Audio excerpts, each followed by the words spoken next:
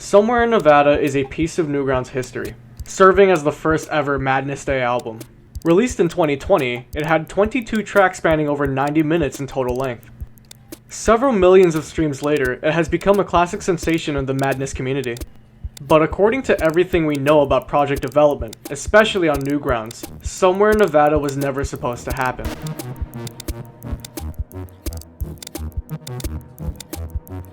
The project started in April, leaving only 5 months for development. It was hosted by a nobody who had no prior experience with project management. Many of the musicians either had nothing public or just started their careers. Many musicians were kicked out of the project, couldn't meet deadlines, or left on their own. The album's name was changed during development.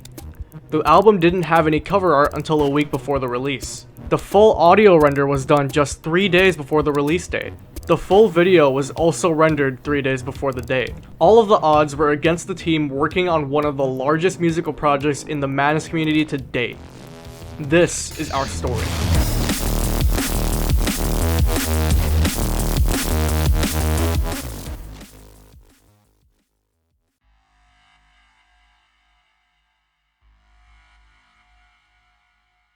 Bro, it'd be really cool if all the musical creative Floobers in this server all made songs and it was published as an album or something of some sorts, all in the style of Cheshire's work for Madness Day 2020.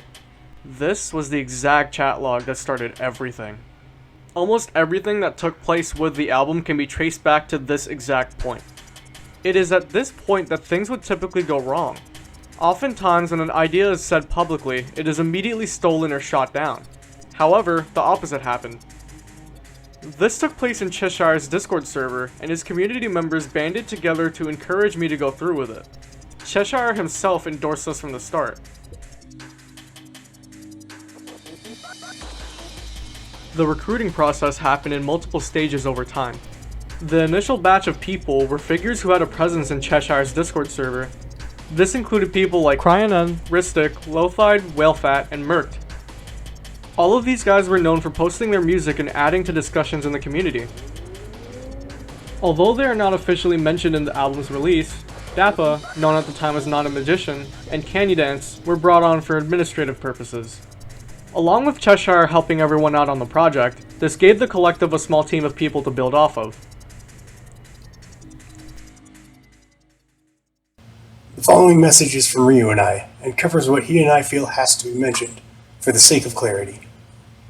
The following message is representative of my actions as a project host and supported by Cheshire, who I've had multiple conversations with about how to talk about this. We need to talk about 2 former members of our quote-unquote team. We typically kick people out of the team discreetly, as I'm of the view that private conflict should typically not play a role in a person's career. However, these 2 people both had their issues play out publicly and represented extreme circumstances. Fleetwire is a person who was extremely popular in the Madness community. He has since disappeared and been kicked out of our projects after being revealed to have pedophilic tendencies, specifically relating to fascination with stories of molestation. For obvious reasons, this was highly problematic and he was swiftly removed from the project in 2021. Navoy is a person who was extremely close with all of the other members of the team. He was kicked out in 2023 for repeated instances of hate speech and transphobia that eventually culminated in evidence of his behavior being revealed not once but twice in public spaces. We were greatly disappointed in seeing him act this way. The first happened on Twitter, and the next happened on multiple Discord servers weeks later. He had been known to have anger issues, though they were minor in comparison, and we tried to help him with them before these incidents. It should also be noted that while he was definitely wrong to act this way, there are signs of further instigation once he had begun to do so. However, this does not excuse his actions. We are leaving specific details out on purpose. Cheshire and I feel that it would not be appropriate to make a documentary without mentioning these issues. We want to present history for what it was, however, we do not want to do so without acknowledging these issues. We don't work with these people anymore, and we are not endorsing them. Something we had to consider back then was how difficult and wrong it would have been to continue working with them. These situations to begin with already had a negative impact on us, and to continue working with them would have been both very inappropriate and destructive to our project, our members, and our fans. Please understand the difficulty and sensitivity of this situation. It is hard to move forward in any correct way. Thank you for your understanding.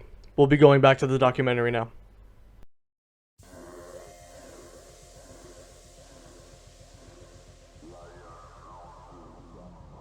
The rest of the recruiting process happened through various avenues.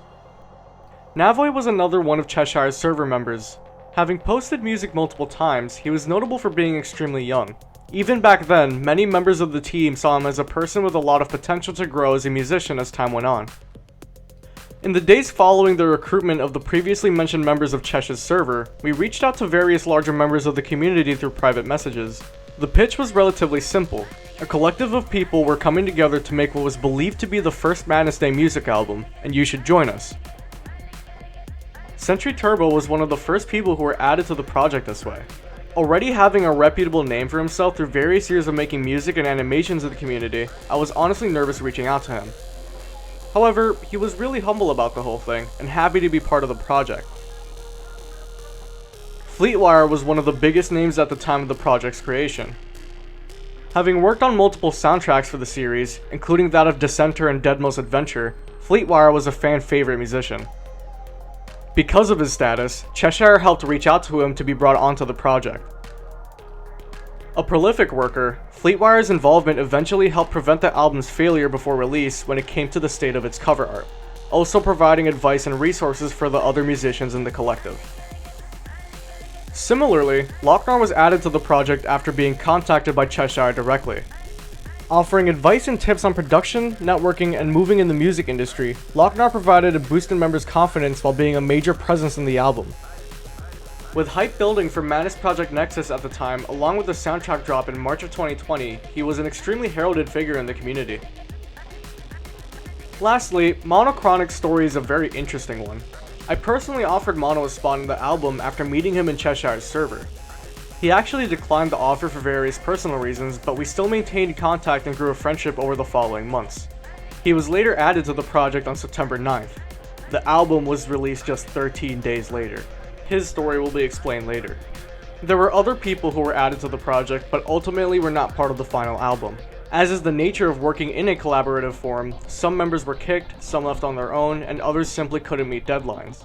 These people won't be covered in order to preserve their privacy, however, it should be noted that there were around half a dozen people who came and went this way.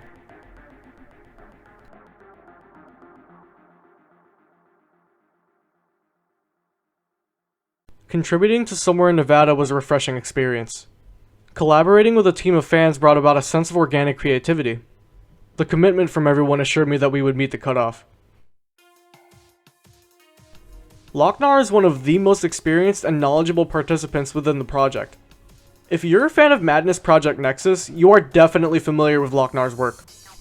I absolutely fell in love with his sound after discovering it through the game's promotional content.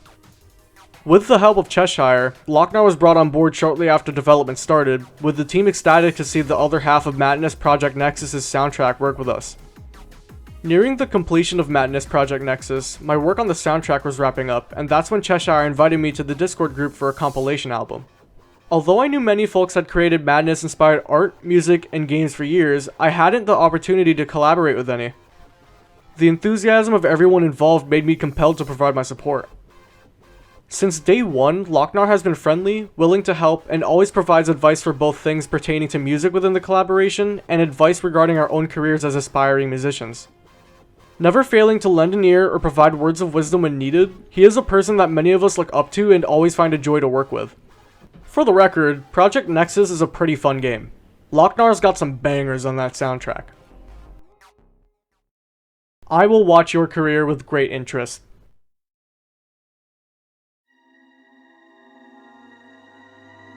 Vlowvoid, also known as SentryTurbo, was already one of the more respected members of the Madness community before joining us for Somewhere in Nevada. As I said before, I was nervous approaching him for the project. He already had a long list of contributions to multiple Madness projects. And when I say multiple, I mean some of the most popular Madness collabs to have ever released. Honestly though, he's one of the most laid-back people I've ever had the pleasure of working with. No nonsense, no problems with anybody involved, just purely here to have a good time and make great music. And man is the music iconic.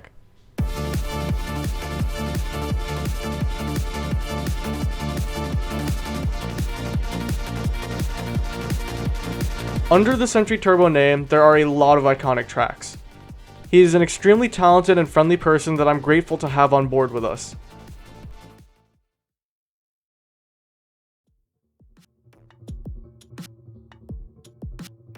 As mentioned before, we used the pitch while recruiting members to work on the album. That was pretty much all we had, a pitch. So, as people were coming in, we had to choose a name and determine how things were going to go. When it came to our workflow, a set of guidelines were described on April 27th, 2020. The minimum length will be 2 minutes and 15 seconds. The maximum length will be 10 minutes. We are trying to capture the same style as the Madness series as well as that of Cheshire's work. We are going to be releasing this under a Creative Commons license.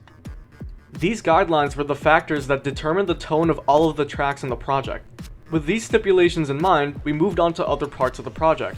Yes, Somewhere in Nevada was started and finished between April and September of 2020, completed in less than 6 months. The workflow was generally one of being free to do whatever you wanted at your own pace as long as these guidelines were followed. Even so, some exceptions were made as it was important not to stifle the creative freedom of everybody involved. When it came to the name, there was originally no direction regarding what the project was going to be called. It was simply the album or the project, so we knew we had to give it a name. We used a voting system with multiple options to knock out various names until we voted for a final winner. Yeah, honestly, if we went with this name, we would have had like 2 views. So why wasn't it called A Toxic Mirage? Remember Dappa?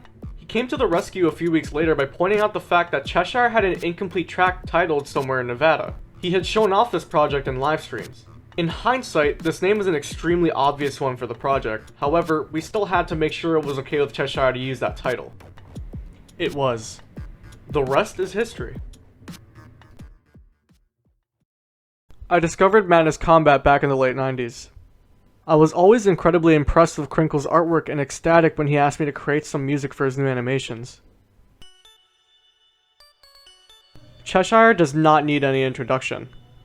He stands tall as one of the most iconic musicians in Newground's entire history, being one of the select few early 2000s artists to still be active on the platform to this day.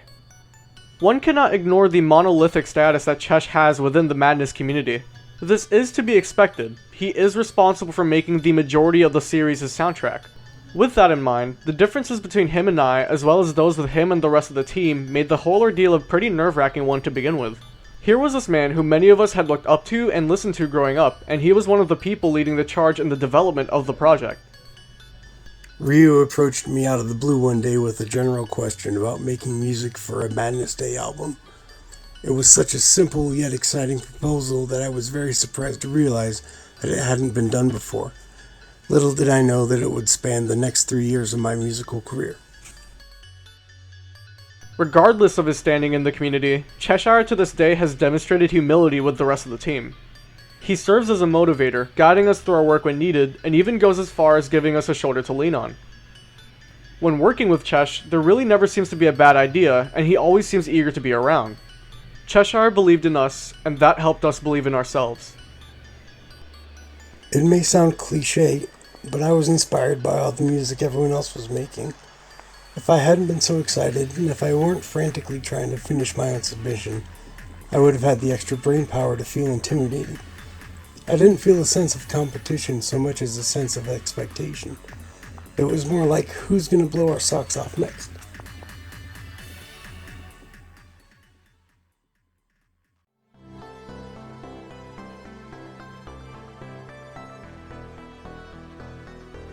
Throughout the majority of the project's development, Whalefat was in charge of making the cover art.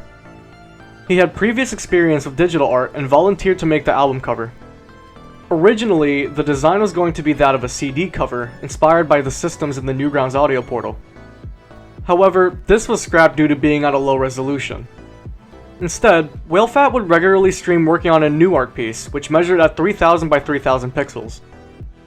The product was genuinely promising, being based on the title A Toxic Mirage.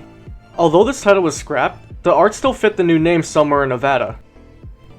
The piece was never finished, however, it was an interesting one with mountains, a superstructure, and featured Hank from the mainline series.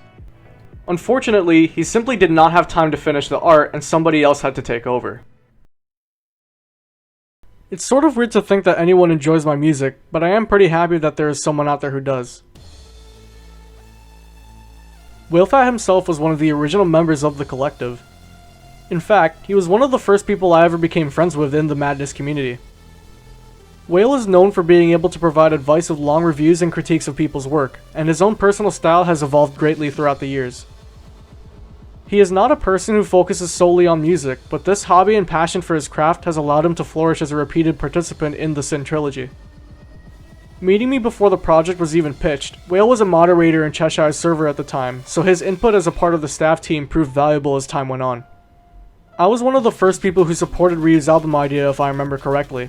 Back then I did a lot of music reviews and listened to most of the music that came through the Cheshire Discord server, so when he said that, I was one of the first people to see it. I thought that Ryu's suggestion was very cool, so I decided to support him on his journey to try and make the album.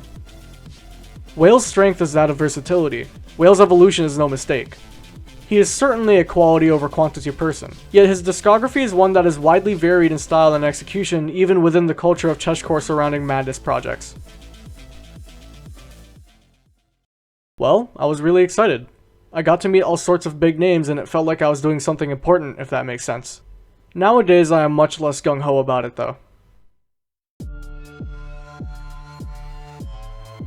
After the team was brought together, it was unclear how things were going to go. All we knew was that we had a deadline to reach, August 10th, 2020. Due to inexperience, a lot of poor quality tracks were being made that abused the basic distorted preset Cheshire is famous for, but without any real substance.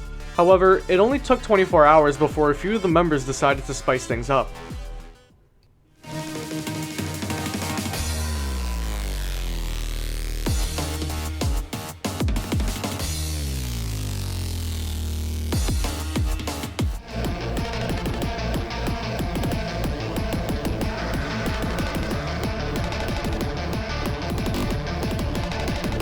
It cannot be overstated how influential these two were when it came to the production of the music in the album. These early examples of excellence provided a blueprint for what we were doing, both from a tonal and technical standpoint. With a sense of quality we wanted to reach in mind, it was time to think about how the album was going to look. Shortly before work started, a goal was made to reach 10 tracks for the entire album. A lot of us were unproven artists, and we were understandably nervous about the whole ordeal. By the end of development, the track list had ballooned to over 20. So much for that. I had basically no music career. All of my initial fame came after I joined the group. Lothyde today is known as a person who has an intense understanding of production, with a near perfection of mixing and mastering in a clean and technical style. His achievements include that of remastering multiple of Cheshire's tracks, even recreating entire soundtracks to an almost perfect degree from scratch. Lothyde today stands as a champion of sound design and is a celebrated musician on Newgrounds. Before working on the Sin album, Lothyde had actually just started learning how to make music. Instead of purely relying on his own experience, he experimented to figure out what worked and what didn't. However, this inexperience proved not to be a form of weakness, but a strength. Still a very active musician on Newgrounds and the Madness community, Lothyde is one of the fastest learners I have ever seen. Today, he is one of the best producers in the collective. Well, I had no process. My tracks for the Sin album were my very first attempts at making Madness music. I had to come up with a new process for Madness theme songs. It was like learning to make music again. I really struggled with the early versions of Leparis and Voltjon. I was really demanding of myself and was never really satisfied with the final result. And it is why both went through countless changes throughout their development. Both are actually a merge of many ideas I had during separate sessions. From the initial ideas and experiments to the final mix, these two tracks alone took more than 60 hours of combined work.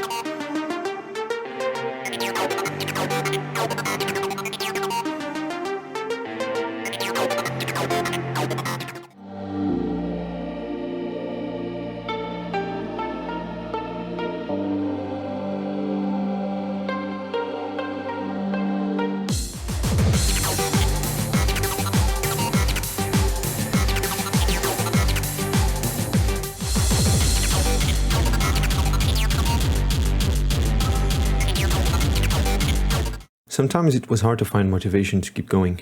You could hear the stuff the others were making and be completely mind blown. And then you jump in yourself, but nothing you try seems to work out or sound at least decent. These moments were incredibly frustrating. Somehow, I kept pushing myself. You have to transform the frustration into motivation. Stop. You've been in this place in the past. You know you can do better. Just keep trying. Don't give up. Eventually, it will all come together.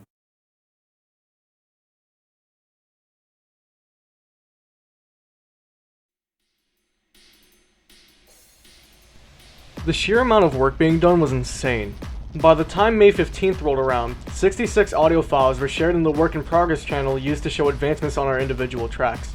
Sure, many of these were from updates for the same tracks, but this is still an impressive figure for barely over 2 weeks of development. This is not a completely good thing though. As time went on, a question had to be asked. How were we going to deal with making a quality album if we had an overwhelming number of tracks, some of which were not up to par? As it turned out, we had to temper our expectations, but not in the way we originally thought. We had an unnerving amount of tracks listed on our official track list, and we had to lower this amount by removing tracks that either didn't fit the tone of the album or did not match the quality standards we were going for. Unfortunately, many of the details behind this are incredibly vague due to the way tracks were listed. We simultaneously pinned incomplete tracks in the Work in Progress channel while updating the track list by editing the original message. This was useful at the time to prevent bloat, but not good for keeping historical records. As a result, some of the details behind the pruning of tracks have been lost to time, but this was a genuine issue that we had to figure out as time went on. Anywhere from 5 to 8 tracks were removed for quality control reasons.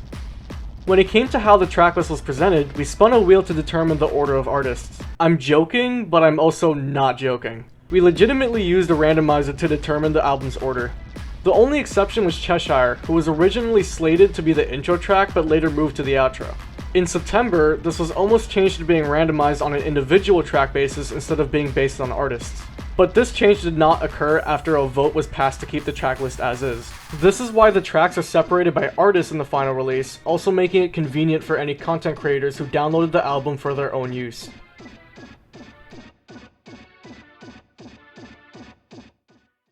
In the beginning, I wasn't even thinking of being a composer.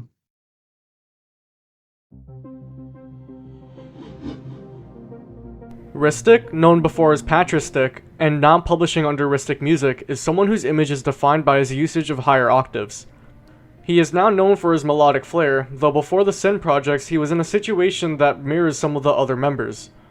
Ristik was an aspiring musician who had greatly benefited from contributing towards the album.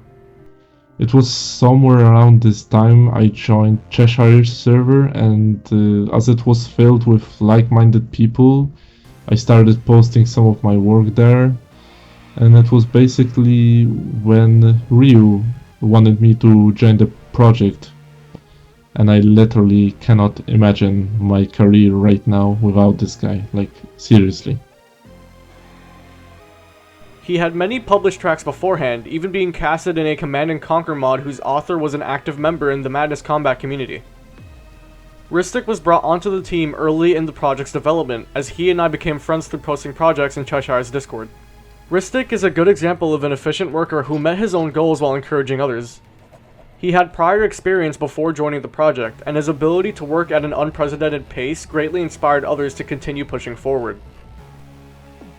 Well, if it comes to inspiration, like all of Syncards really inspired me. All of the guys are great composers, musicians, however you would like to call them.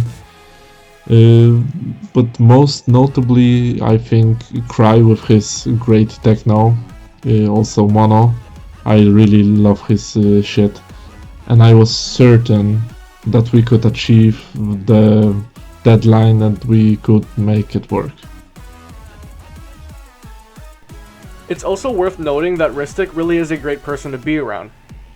He's definitely one of the people who kept things level-headed when they were rough, and is fun to joke around with to this day.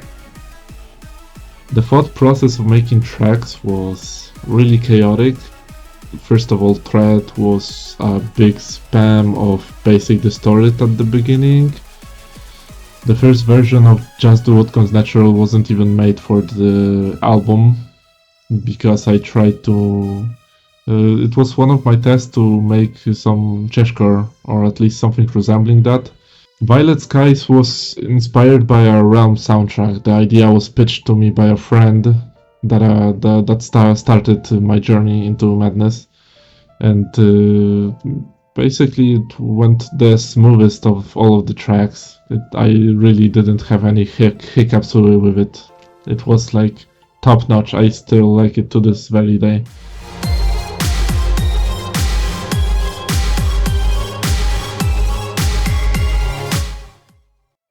Definitely a great and active mind in the community, both through his work and through his interactions. Literally no pressure.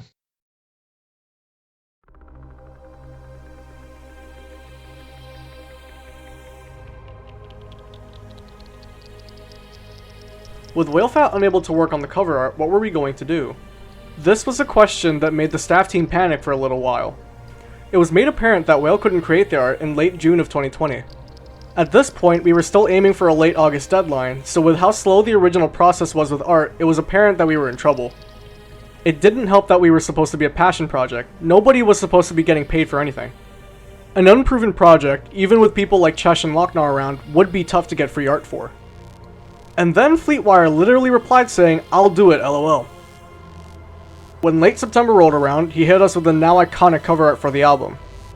As is the case with many things that were made for the project, the whole art saga started with high ambitions from excited people and ended with a mad dash to make sure we had a product in the end. The result? That would be the cover piece to what is currently the second most viewed video on Cheshire's YouTube channel. God damn it, Fleetwire. Something that we wanted to do with the album was allow for it to be used in games, animations, and other forms of media. Newgrounds has always operated in such a way that people build upon others' work. This type of community allows for people to thrive off of creativity and feel the influence of another person's work without feeling any sort of shame for doing so. As such, we wanted to make the album available to use in other people's projects. We had already established that we wanted this to be a project that was uploaded with everyone's tracks being under a Creative Commons license, allowing for it to be used in projects so long as credit was provided. But how were people going to access these tracks? Somewhere Nevada had its own Google Drive folder courtesy of Dappa, who was tasked with putting everything together and sharing it in a public folder. Yes, in hindsight, there are a few errors and incorrect versions in this folder. However, it was already established that our methods for record keeping were not very organized. For example, the version of Sirens in a Colorblind Wasteland is actually an old one, not the final render. Even still, the folder did the job and has since been used in several places, such as Stepford's Madness Off-Color, Sylvia's Merk Fleet, and various other projects. Just to confirm, yes, various members including myself find it really fun and cool to discover when someone uses our synth stuff in their work. So don't be surprised if you see a comment from one of us saying something goofy on your videos. When I first got into the project, I was brand new to making music. I didn't have much direction, I just tried making music that sounded cool to me. I don't think my song sounded very madnessy, but I've come a long way. Simply put, Merkt is so impressive due to the fact that he was the youngest member of the collective. Merkt is a really cool person to be around and has shown time and time again his abilities as a moderator in multiple communities. It's funny to think about how Merkt brought everything full circle. Back then, people thought I was older than I was, and for a long time, many of us felt the same way about him. He has always demonstrated a level of professionalism that we all appreciate, and is always good for understanding situations from multiple sides instead of taking them at face value. All I do is make music for fun. That hasn't changed at all, and I still don't really have a career out of it, but that's alright. Making music should be about expressing yourself through sound and having fun, but making money to do that would be a cool bonus. Merkt today works on multiple genres of music and is still posting on his own socials. He has been growing as a musician over the years, and it is always a pleasure to see what he is working on. Thank you for being a talented ambassador within the community. I was just really happy to work alongside people whose music I enjoyed. I got my hopes, a lot of good hopes for my future and for a direction in my life, because Summer in Nevada completely changed it. Mono has one of the most interesting stories in the collective for one reason. He joined us on September 9th, 2020. How did this guy, who joined the team only 2 weeks before the release date, end up making Madman's Lullaby, a cult classic within the community? It's actually pretty funny, because in April of 2020, I've been DM'd by RyuuAkito himself to join the project he's been hosting this whole time. And at first I was doubtful about the whole thing, and to be honest, I was so wrong. I could not be more wrong about it. I hesitated to join, and I said I am in a particularly hard part of my life right now, a very hard period of my life. So I unfortunately declined the offer, and to be honest, and I know this might sound really disappointing, but as soon as I've seen the trailer for the first Somewhere in Nevada album, everybody were included, and I was like, oh shit, maybe he is the guy, maybe I should join this thing. And of course, Ryu kindly agreed to let me in 3 days before the deadline was over. Mono and I were acquainted with one another through multiple conversations and sharing of work in Cheshire's Discord server. I did not actually know about his experience predating his work on Somewhere in Nevada until later, including that of doing gigs locally in multiple different genres. Mono is a seasoned musician, but not in the way that one may expect. His experience allowed him to learn to adapt quickly while drawing elements from multiple places instead of sticking to one genre. This skill level allowed his inhuman workflow of Madman's Lullaby to shine through and release on time. I saw RyuuAkito post a 8 seconds loop of just bassline and a melody, and I was like, whoa, it's pretty cool. It was called Duo 220, and I was like, could I please use that to make a song, because I feel it has a lot of potential. And it was even before I got invited to Somewhere in Nevada. Ryu kindly accepted my request and said, yeah sure, go ahead, have it, and the rest is history. Seeing Mono work his magic on that copy of Duo 220 was one of the most astonishing things I have ever seen. Thank you so much. Believe the hype, because we are the sin.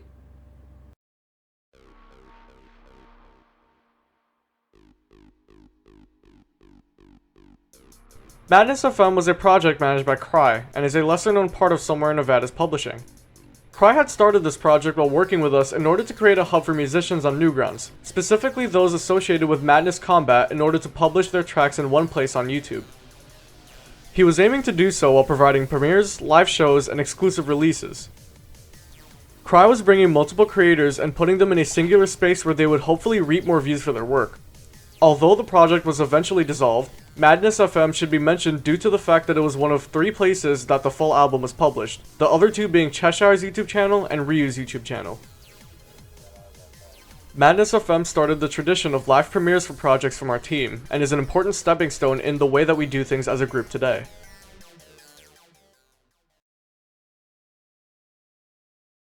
The main thing that kept me really motivated was the passionate and humble approach of every member in the team. It really felt like I was finally working on something spectacular.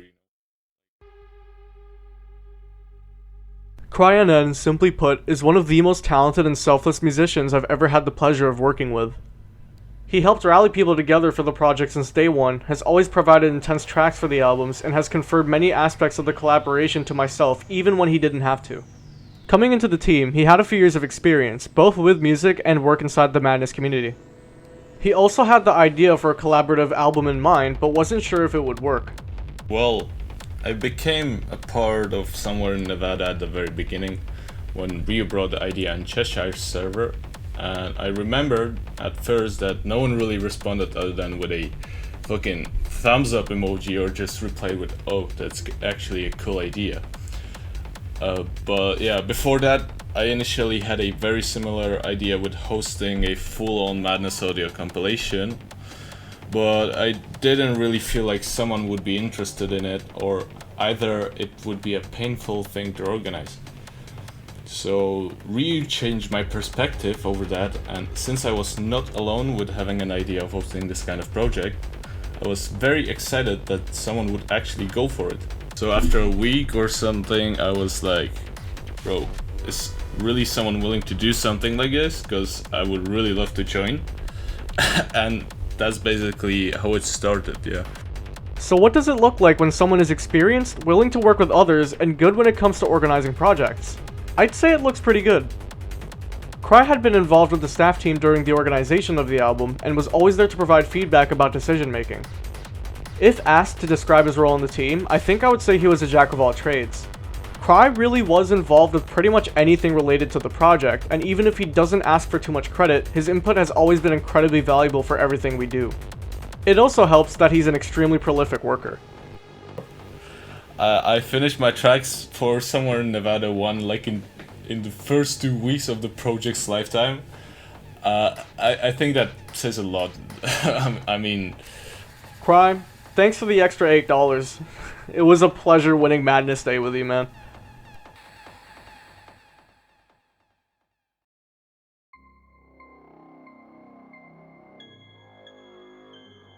With most of the logistics covered or planned out, it was time to announce the project.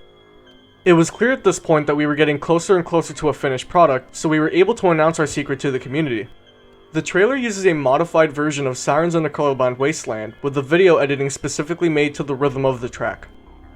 By featuring small phrases meant to capture the audience's attention and giving a list of artists participating, the trailer did a good job at being a surprise project that people were looking forward to.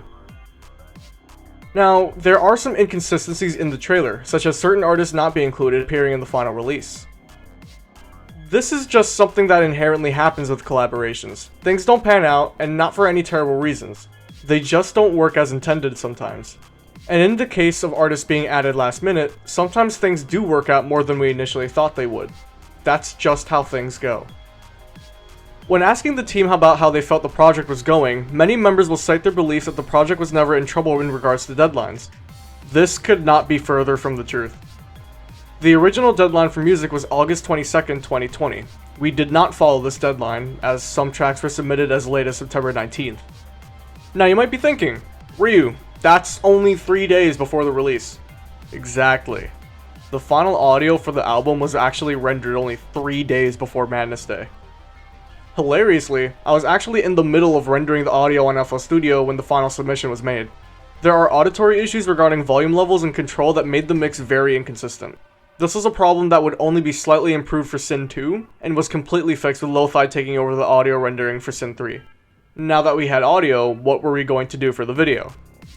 Words cannot describe the overwhelming dread that filled my mind as I was trying to find a solution for the video. In hindsight, having an actual plan for what I was going to do would have been better, but I was like 16, you can hardly blame me. Here were the options as they stood for me. A. Render everything on FL Studio, which would be a long process that uses commonly used assets at an acceptable quality. B. Render everything in HitFilm Express, a freeware program that would lead to good quality, but take a long time and require paid add-ons to do with a visualizer. Funnily enough, we did this for Sin 3. Or C. Render everything in RyuuMusic, a somewhat unproven program that was a passion project. However, it is free and specifically meant to be used for audio visualizer rendering. The most logical option would probably be option A, while B would be an appealing option that could prove reliable.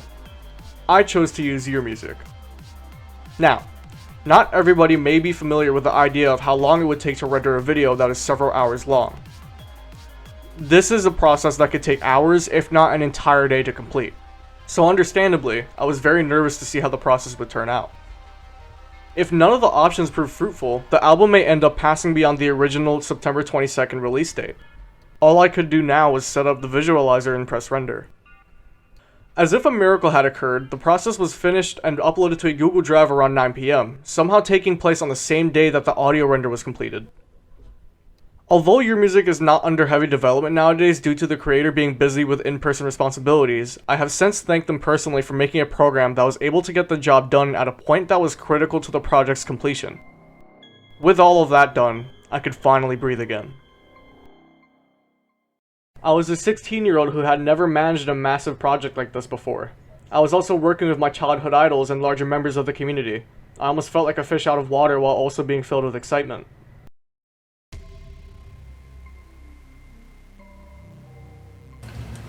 When RyuuAkito asked me to join Somewhere in Nevada, I had no idea it would become so successful. It was a random idea that came out of nowhere and then became an annual project for the next 3 years. These projects have become a Madness Day tradition that many look forward to every year. I attribute this to great artists, great music, and even better project management.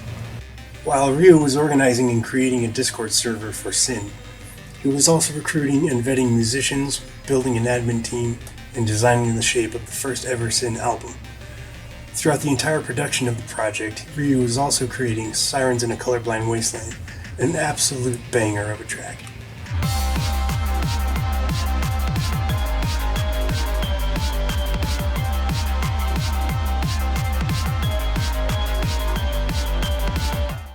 Ryu embodied the spirit of the project by staying organized, always checking in with the musicians, remaining positive, and expertly handling all issues within the collaboration.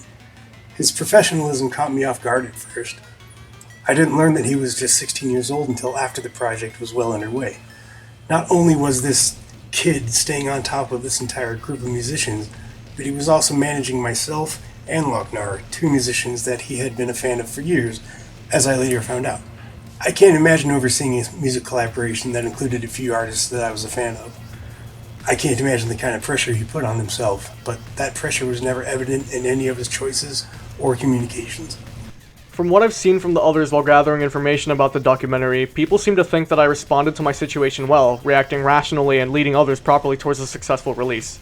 The truth of the matter is, I was terrified about how things were going to go. But I would be lying if I said I hated it. I absolutely loved working with everyone and still do to this day. I was and continue to be incredibly impressed by Ryu. His calm demeanor under pressure, his talent as a musician, and his ability to keep a clear head in the face of very difficult and uncomfortable situations. For what it's worth, I am continuously amazed by Ryu, by his music, by his talent, his inner drive, and his character. I am proud of his accomplishments, and I am proud to say that I am a RyuuAkito fan. I didn't have a career before Sin, honestly. I just worked on music since around 2012 as a hobby, and anything I published on YouTube was just practicing video editing and trying to make my friends laugh. Before Sin, I really averaged like 50 views a video, but afterwards it all kinda got blasted into the stratosphere.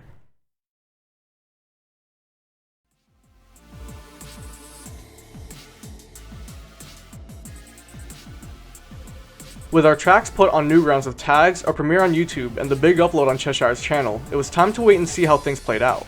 You all know the story at this point. Somewhere in Nevada was a surprise hit that amassed an incredible number of streams and surpassed pretty much all of our expectations for the project.